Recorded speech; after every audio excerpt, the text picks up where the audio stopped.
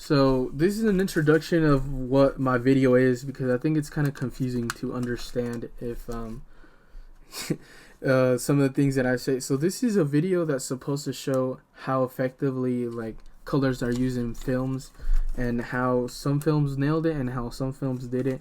And it was just supposed to be a quick video, but now looking back at it, it is a quick video, but I feel like I stumble a lot and I don't know if I get all my points across, and sometimes I just seem like nervous or whatever.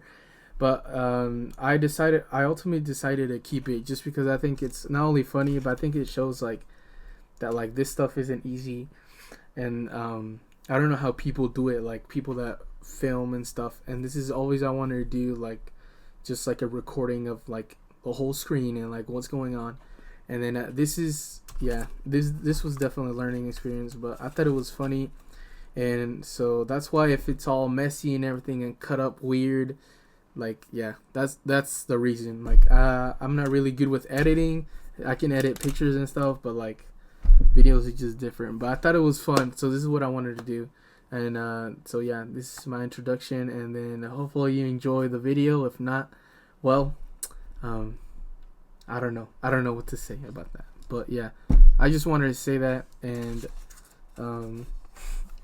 oh my gosh, this was definitely a learning experience. Yeah, I don't know if I'll ever do this again. At least for a YouTube video or something. Okay, so what I wanted to do for my final project was I wanted to do this in video format, so hopefully everything turns out right. I think the quality is gonna drop down a bit. I've been trying to fix that, but it doesn't help. Anyways, but I wanted to talk about some films that use color, and like it's always fascinating me how like these producers and everything like put a lot of time and detail into emphasizing color and using certain colors to portray some emotions. So I picked some films that I like to talk about, and like I always like watching movies and everything, so this is why I chose to do it this way.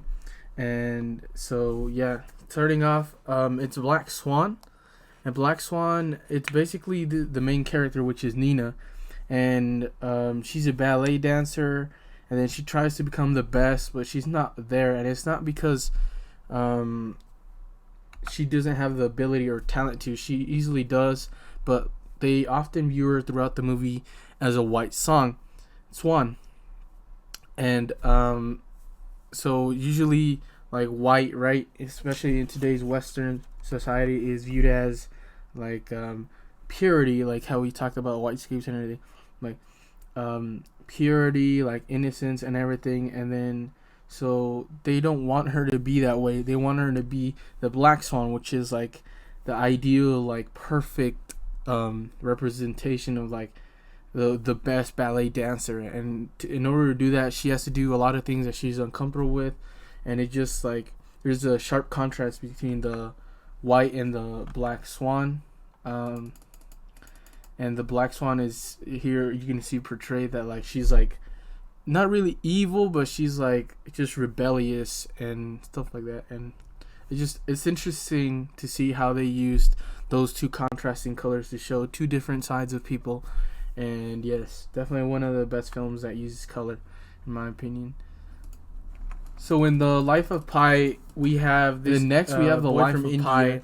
That this one is very. He and his family own a zoo, and they end up having to sell the zoo. In the middle of the ocean. Sell the zoo, he finds himself in a storm that just drives him away from his whole entire family, and he's stuck in the middle of the ocean. And then he discovers that he's in. So The Life of Pi has to do with this young boy in the boat with the tiger. So and he and his family not really zoo, but they have to end up selling it. But throughout the movie, a terrible storm hits, and we see this like he finds open landscape stuck of just water, barren, like in the ocean, right? And he's stuck with the tiger. Directors and producers chose in the ocean, and to use a lot of that's the similar colors of blue and everything, so to make everything just look like in this film vast, you see a lot of ocean, like, and then empty sharp contrast also like, between like the white, a lot of blues, right? A lot of skies, like to represent like how big and vast the ocean is, right? But like just stuck there a lot of times with the tiger. And like throughout the movie, it's just a lot of colors that contrast one another. And then there's also a scene where he ends up in this island and it becomes like paradise and all these. There's all sorts of beautiful colors. I just think it was absolutely well done. How beautiful the movie looks and like how it's able to use the colors to its advantage, which is something that we don't see in most movies. Or sometimes they use a lot of colors and it's not effective. But we'll talk more about the those sorts of movies and how like they were really effective. They just threw a bunch of colors and didn't know how to use them. So yeah, but one of the movies that I wanted to talk about that uses a lot of color but is not as effective and honestly ruins the whole movie, I think, is Space Jam: A New Legacy. And it features LeBron James and then the whole character of majority of the like Looney Tunes. And this is one of the films that I don't think knows how to use color and just throws a bunch of colors like and does not use them for any sort of symbolism or anything. And you can see right here, they have a neon court, like it's kind of 90s. And then if you look in the movie, like they're just a bunch of colors, like all thrown together. All don't mean anything. They're just there to provide like a visual experience.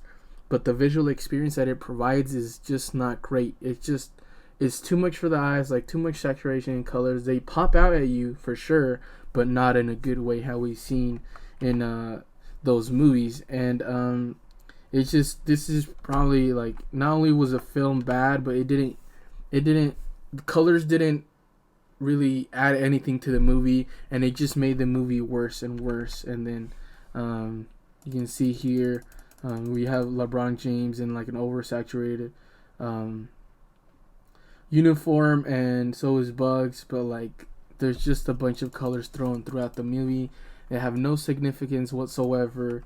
Like in The Life of Pi and like Black Swan, that were able to have high contrasting colors and use it to their advantage to tell the story. This one, it just does not use color effectively. It was just, no, they just threw a bunch of colors, and this is like an example that not every not everyone can use colors the same way, and like colors aren't always the best thing to use in like movies. And like it's just a mess. It just boggles my mind how you can make a movie this bad, not only with the content, right, but also visually, like with visually using colors to just not have a purpose, not have a, like, they just thrown at you. It's just terrible. Nothing compared to what Black Swan used to its advantage, or Life of Pi, that like they actually added to the narrative and made you experience the movie in a new way, and it just brought the whole movie together. And this movie just does not do that. It does a terrible job. One of the movies I wanted to talk about was the movie Saw, and I feel like this one is often overlooked. And then I remember someone mentioned it in our discussions that we had about movies in color, and I had to rewatch it and look at all the colors that were used, and it uses it very effectively. And it's not really a movie that is often associated with color when you think about colors and how they're used in movies.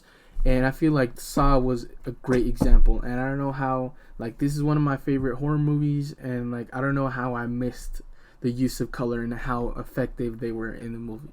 So here we have, obviously she's in some sort of trap that Jigsaw in the movie makes, right?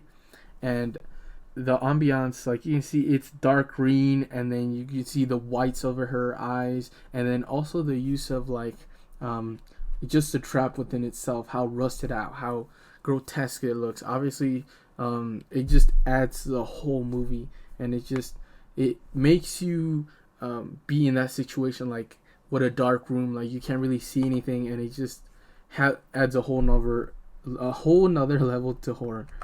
And here we have also the bathroom scene, which is often seen throughout the movie. And look at the lighting. It's just like a dark blue. Usually, like when you associate blue with something, it's like, oh, it's happy or it's the sky, right? But in this one, it's very different. It's like grotesque, and you can see all the rust, even though everything is super blurry.